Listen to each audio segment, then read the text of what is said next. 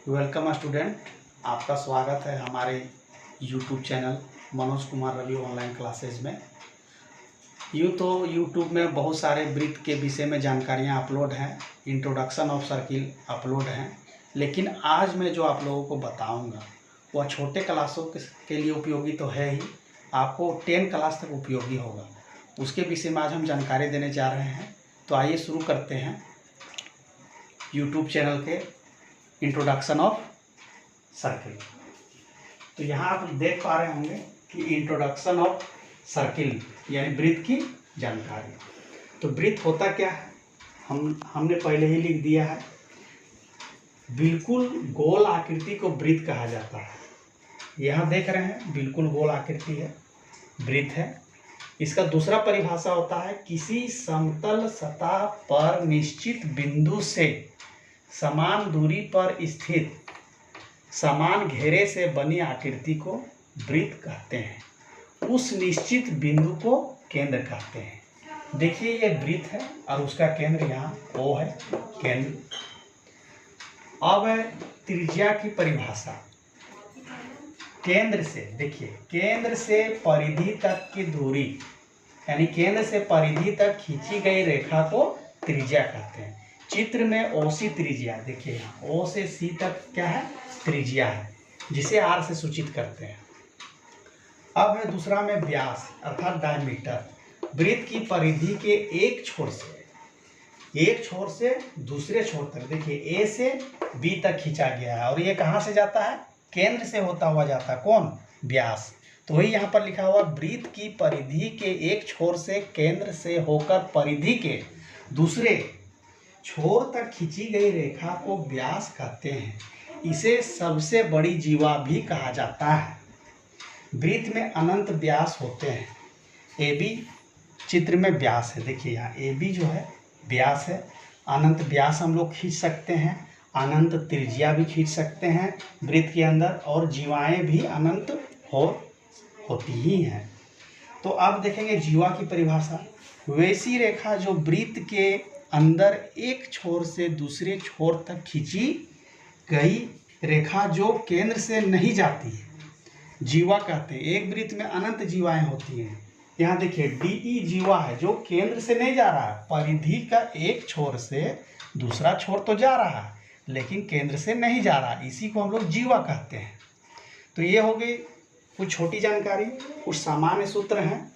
वृत्त की परिधि बराबर 2πr, इसको πd भी लिख सकते हैं। वृत्त की परिधि बराबर वृत्त का क्षेत्रफल बराबर πr²।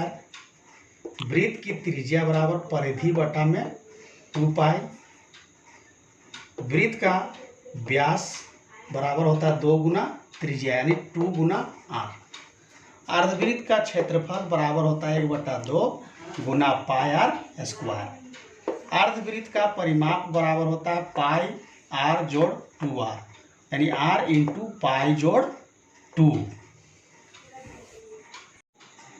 अभी तक हमने देखा कि वृत्त के विषय में हम लोग सामान्य जानकारी हासिल कर रहे थे।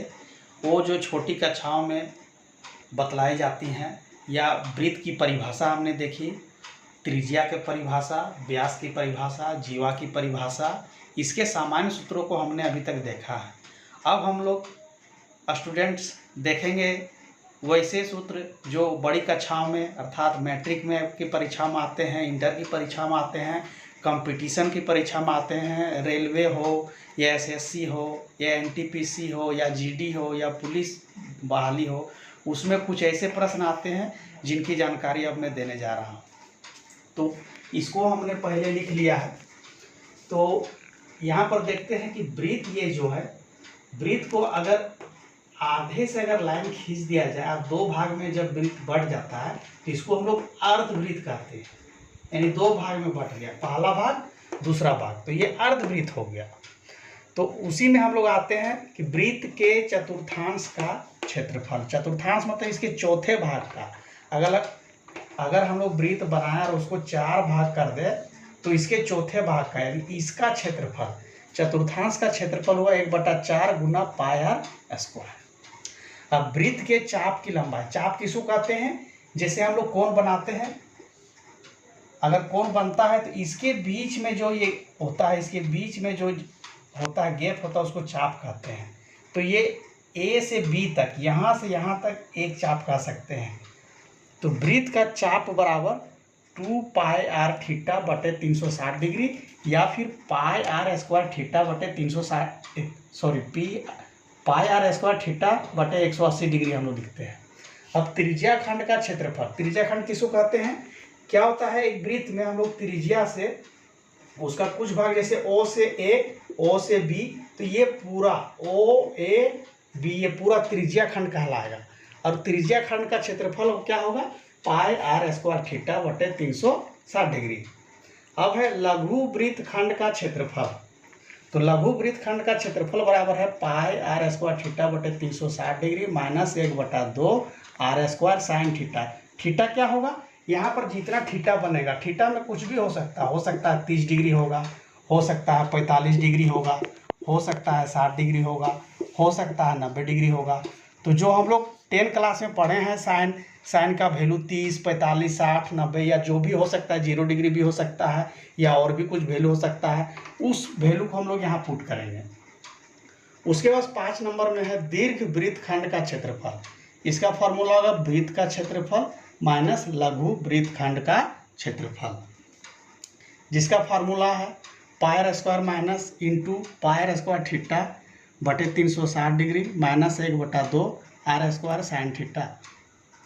अब 6 नंबर में है दीर्घ त्रिज्या खंड का क्षेत्रफल। दीर्घ त्रिज्या खंड देखिए यहाँ पर है कि ये जो भाग, बड़ा सा भाग आप देख रहे हैं, ये बड़ा भाग, ये दीर्घ त्रिज्या खंड है। दीर्घ मतलब बड़ा, तो बड़ा जो है उसका फॉर्मूला ये यहाँ पर देखिए, दीर्घ त्रिज्या खंड का क्षेत्रफल बराबर pi are square minus pi are square theta बटा में 360 डिग्री। अब कभी कभी वृत्त क्या होता है, 2 वृत्त एक में ही बना रहता है। जैसे एक छोटा वृत्त यहाँ देख रहे हैं, है ना, उसके पास एक बड़ा वृत्त है और इसका केंद्र एक ही है, तो इसको हम लोग क्या कहते हैं? सकेंद्रीय वृत्त। यानी 2 ऐसे वृत्त होते हैं जिनका केंद्र एक ही होता है मगर 2 वृत्त होते हैं, उन्हें सकेंद्रीय वृत्त कहा जाता है। इसमें एक छोटी त्रिज्या होती है और एक बड़ी त्रिज्या होती है। तो इसमें सकेंद्रीय वृत्त के वलय का क्षेत्रफल, वलय किसको कहते हैं? देखिए यहाँ पर जो देख रहे हैं, इन दोनों के बीच में गैप जो होता है ये वाला, इसको वलय कहा जाता है। जैसे अंगूठी पहनते हैं हम लोग, जैसे अंगूठी है, जैसे ये देख रहे हैं अंगूठी है, तो उस तरह का अंगूठी जो होता है, तो अंगूठी का भी क्षेत्रफल जो है इसी प्रकार से निकाला जाता है। पाई आर स्क्वायर माइनस पाई बड़ा आर स्क्वायर माइनस पाई छोटा आर स्क्वायर बराबर पाई इंटू बड़ा आर स्क्वायर माइनस छोटा आर स्क्वायर। तो स्टूडेंट आज के लिए इतना ही, और अगले वीडियो में हम लोग फिर मिलेंगे यूट्यूब चैनल पर। तब तक देखते रहें मनोज ऑनलाइन क्लासेज और लाइक, शेयर और सब्सक्राइब जरूर करें। धन्यवाद।